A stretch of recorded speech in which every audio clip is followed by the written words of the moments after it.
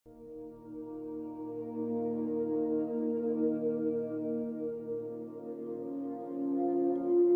نے دیکھا تھا ان دنوں میں اسے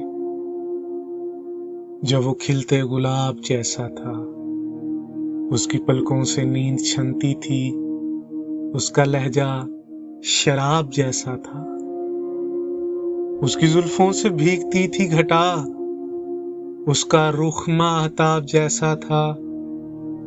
لوگ پڑھتے تھے خال و خد اس کے، وہ ادب کی کتاب جیسا تھا. بولتا تھا زبان خوشبو کی، لوگ پڑھتے تھے دھڑکنوں میں اسے.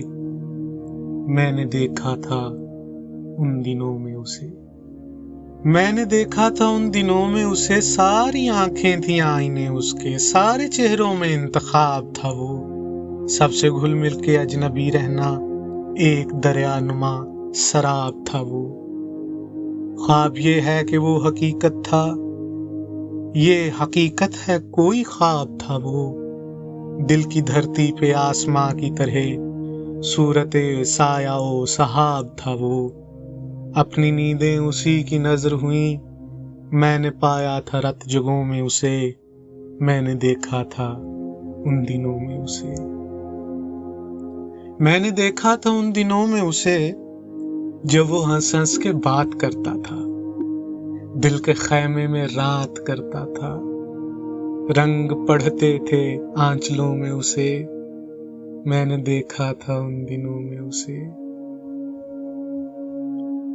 یہ مگر دور کی کہانی ہے، یہ مگر دور کا فسانہ ہے.